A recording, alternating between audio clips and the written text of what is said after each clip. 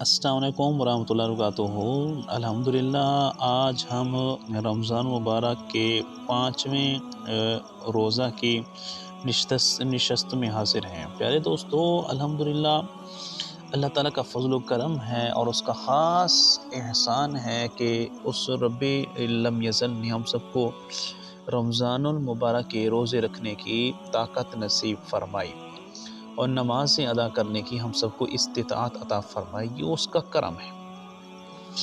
आज की इस नशस्त में हम दो चीज़ों पर गुफ्तगू करेंगे। नंबर एक, रोज़ा हुसूल तक़वा और परहेज़गारी का ज़रिया है, यानी रोज़े के ज़रिए तक़वा परहेज़गारी मिलती है। और दूसरी चीज़, तरावी के जायज़ होने पर जो दलाइल हैं और अहादीस नबविया सल्लल्लाहु अलैहि वसल्लम हैं वो हम पेश करेंगे कि तरावी जायज़ है और आका करीम अलैहिस्सलाम की अहादीस आपके गोशगुजार की जाएंगी। तो सबसे पहले चलते हैं, रोज़ा हुसूल तक़वा और परहेज़गारी का ज़रिया है। नसाई शरीफ की हदीस है, एक सहाबी रसूल ने हुजूर नबी अकरम सल्लल्लाहु अलैहि वसल्लम की बारगाह में अर्ज़ की, या रसूलल्लाह, मुझे किसी ऐसे अमल का हुक्म दीजिए जिससे अल्लाह ताला मुझे नफ़ा दे। तो आका करीम अलैहिस्सलाम ने इरशाद फरमाया, अलैका बिस्सौमी फ़इन्नहु ला मिस्ल लहू। हुजूर नबी करीम अलैहिस्सलाम ने इरशाद फरमाया, रोज़ा रखा करो क्योंकि इसकी मिस्ल कोई अमल नहीं है। सुभान अल्लाह। प्यारे दोस्तों, क्योंकि रोज़ा ये नेकियों का मजमुआ है, ताआत का मजमुआ है, गोया कि ये एक मौसम बहार की तरह है। इसीलिए रमज़ानुल मुबारक साल भर के महीनों में आला अफजल है, अज़मतों, फ़जीलतों और बरकतों वाला महीना है। और रोज़े की जो बहार है अल्लाह ताला इस महीने के अंदर लाता है। प्यारे दोस्तों, बुखारी शरीफ की हदीस शरीफ है, हज़रत अबू हुरैरा रज़ियल्लाहु तआला अन्हु बयान करते हैं, हुज़ूर नबी करीम अलैहिस्सलातु वस्सलाम ने इरशाद फरमाया, अल्लाह ताला इरशाद फरमाता है, इंसान का हर अमल उसी के लिए है सिवाय रोज़े के, क्योंकि रोज़ा मेरे लिए है और इसकी जज़ा मैं ही देता हूँ। रोज़ा ढाल है, और जिस रोज़ तुम में से कोई रोज़े से हो, ना गलत बात कहे, ना लड़ाई झगड़ा कहे।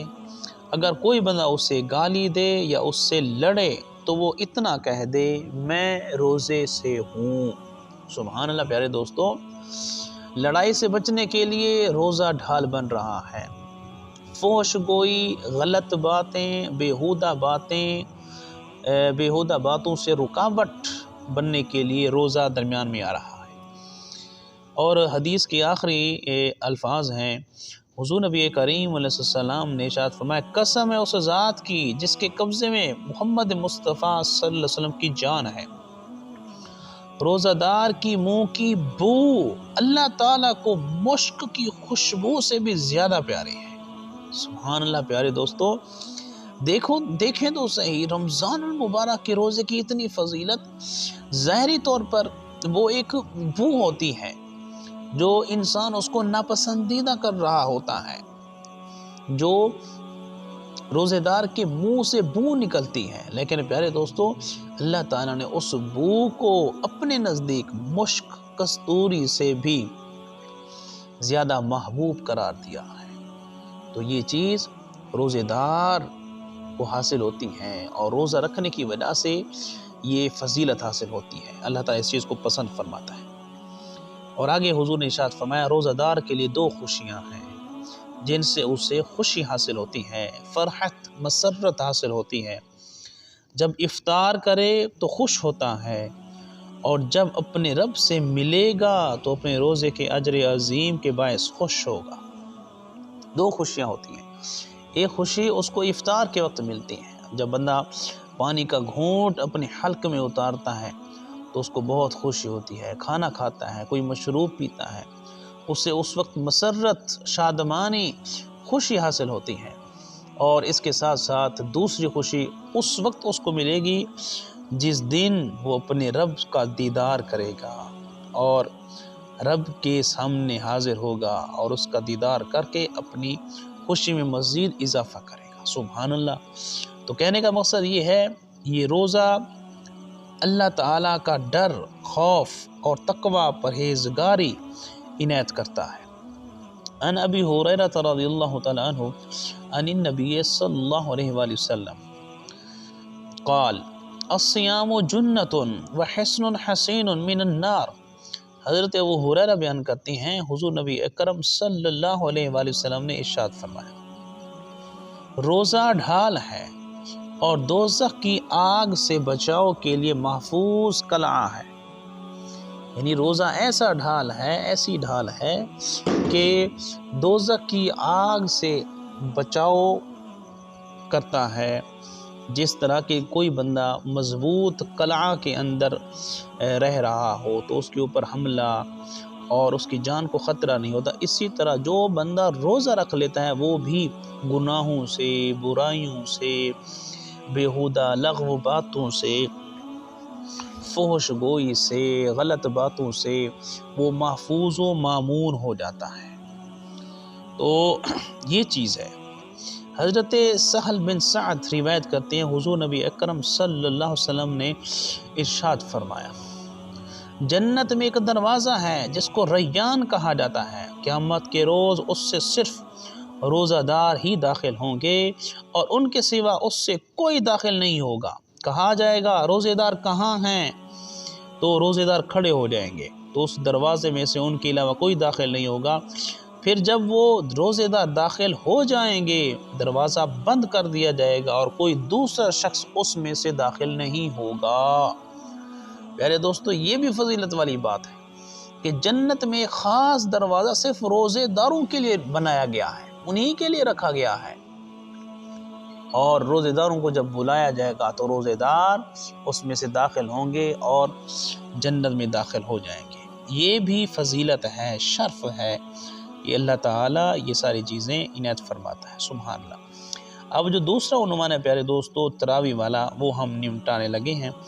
احادیث آپ سنیں، سبحان اللہ، کیونکہ سوشل میڈیا کا دور ہے، ہم فیس بک چلا رہے ہوں، یوٹیوب چلا رہے ہوں، ایک ویڈیو سامنے آتی ہے جس کے اندر یہ بیان ہوتا ہے کہ آج کل کچھ لوگوں نے تراویح اپنے طرف سے گھڑ لی ہے، بنا لی ہے، اس کا دین اسلام کے اندر کوئی بھی تصور نہیں ہے، کوئی حقیقت نہیں ہے، اور لوگوں کی بنائی ہوئی یہ چیزیں ہیں۔ تو پیارے دوستو، الحمدللہ تعالی اہل سنت و جماعت تراویح 20 رکعت ادا کرتے ہیں، یہ ثابت ہے، بالکل ثابت ہے، آقا کریم علیہ السلام کی سنت کے مطابق ہے، آپ کی اسوہ کے مطابق ہے، صحابہ کرام، تابعین، تبع تابعین کے عمل کے مطابق ہے۔ آپ سنیں احادیث اور دلائل اپنے ذہنوں کے اندر مضبوط کریں۔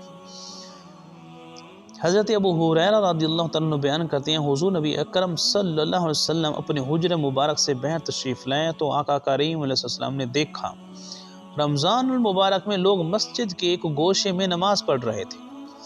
آقا کریم علیہ السلام نے دریافت فرمایا، یہ کون لوگ ہیں؟ عرض کی کہ یہ وہ لوگ ہیں جنہیں قرآن یاد نہیں ہے، قرآن زبانی نہیں آتا۔ تو حضرت ابی بن مالک رضی اللہ تعالیٰ عنہ نماز پڑھا رہے تھے اور یہ لوگ ان کی اقتداء میں نماز پڑھ رہے تھے۔ تو حضور نبی کریم صلی اللہ علیہ وسلم نے ارشاد فرمایا، انہوں نے درست کیا ہے اور کتنا ہی اچھا عمل ہے جو انہوں نے کیا۔ پیارے دوستو، یہ وہ حدیث ہے سنن ابی داؤد کی جو بہترین مفہوم پیش کر رہی ہے تراویح کے حوالے سے، کہ حضرت ابی بن کعب جو صحابہ کرام میں سے قاری تھے، خوبصورت آواز کے مالک تھے، وہ ان کو نوافل پڑھا رہے ہیں اور صحابہ کرام ان کے پیچھے نوافل پڑھ رہی ہیں۔ تو پیارے دوستو، یہ جو تراویح ہے یہ بھی نفل کی ایک قسم ہے۔ سبحان اللہ۔ تو ہمارا رمضان مبارک میں نماز عشاء کے بعد یہ مل جل کر یہ پڑھنا، یہ بھی آقا کریم علیہ السلام کی سنت کے مطابق ہے، صحابہ کرام کی سنت کے مطابق ہے، کیونکہ آقا کریم علیہ السلام نے حضرت ابی بن کعب اور ان کے مقتدیوں کے بارے میں فرمایا، انہوں نے درست کیا اور ان کا عمل کتنا اچھا ہے۔ الحمدللہ یہ چیز ہمیں بھی حاصل ہے اور تراویح اسی کا حصہ ہے۔ حضرت ابو امامہ رضی اللہ تعالی عنہ سے مروی ہے، حضور نبی اکرم صلی اللہ علیہ وسلم نے ارشاد فرمایا، رات کا قیام اپنے اوپر لازم کر لو، وہ تم سے پہلے والے نیک لوگوں کا طریقہ ہے اور تمہارے لیے قرب خداوندی کا باعث ہے، یہ برائیوں کو مٹانے والا اور گناہوں کو روکنے والا ہے۔ سبحان اللہ پیارے دوستو، رات کے وقت میں جو نوافل پڑھتا ہے اس کو اللہ تعالیٰ یہ ثواب عطا فرماتا ہے کہ برائیاں مٹ جاتی ہیں، گناہ رک جاتے ہیں۔ اب وہ حدیث سبحان اللہ بخاری شریف کی جو سننے کے بعد ہم سب کو بالکل ایک دلیل مل جائے گی کہ ہمارا تراویح ادا کرنا بالکل آقا کریم علیہ السلام کی سنت کے مطابق ہے۔ عن ابی ہریرہ رضی اللہ تعالی عنہ ان رسول اللہ صلی اللہ علیہ وآلہ وسلم انہو صلی اللہ علیہ وسلم قال من قام رمضان ایمانا و احتسابا غفر له ما تقدم من ذنبه۔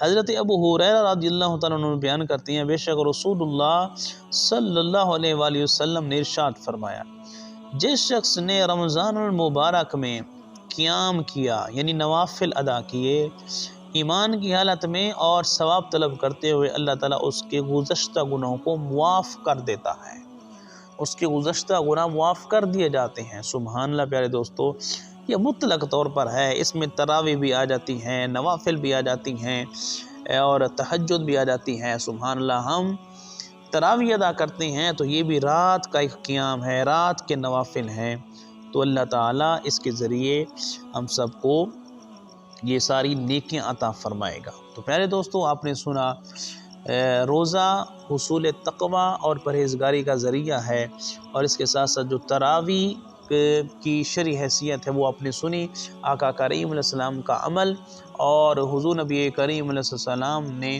اس کو مستحسن اور اچھا قرار دیا ہے۔ تو پیارے دوستو، اللہ تعالیٰ کی بارگاہ میں دعا ہے ہم سب کو حق سنا کے عمل کی توفیق عطا فرمائے اور ہم سب کو اہل سنت و جماعت کا خوبصورت عقیدہ عطا فرمائے۔